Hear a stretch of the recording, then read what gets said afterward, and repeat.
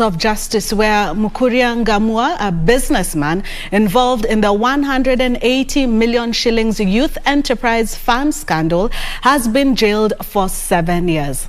Ngamau was found guilty by the Anti-Corruption Court over his involvement in the 2015 fraud, with Chief Magistrate Douglas Ogoti saying the court had proved the case against the accused. He said the sentence would be a deterrent to other businesses engaged in stealing public funds. Mukuria Ngamau awaiting his sentence at the Milimani Anti-Corruption Court after being convicted of graft. In count 1, the accused is sentenced to serve 7 years imprisonment without an option of a fine.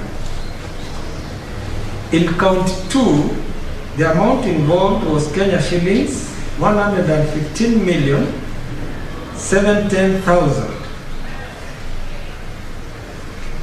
The evidence showed that he received the benefit and the fund suffered.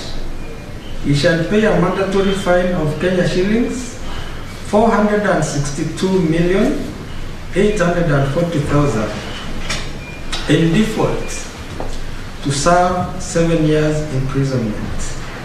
He was charged together with his company, Quorandam Services Limited, for the purported provision of consultancy services for the National Youth Development Fund ICT Strategy Plan. Mukuria and his company is also expected to pay a mandatory 442,840,000 shillings for unlawfully acquiring public property and an additional 258,629,156 shillings. He will face an additional 6 years in total for making a false document. The court orders that accused 3 compensates the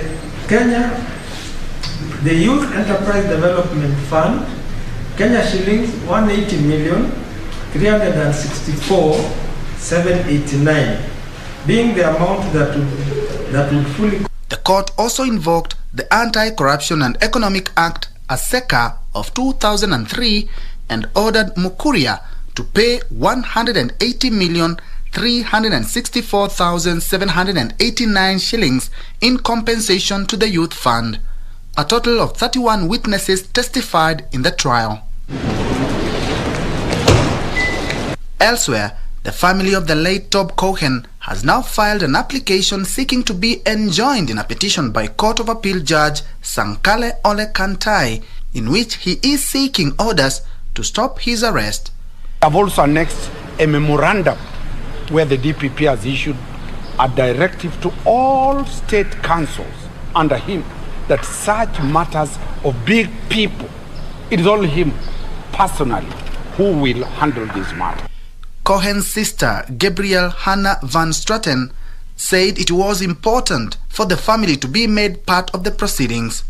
Dunstan Omari, the family lawyer, said Justice Ole Kantai was questioned by a DCI sleuths and made a statement, and a recommendation was made by the DCI to the DPP to charge him as an accessory to the murder. Omari claims the DPP directly protected the judge and other prominent persons linked to the murder of Tob Cohen.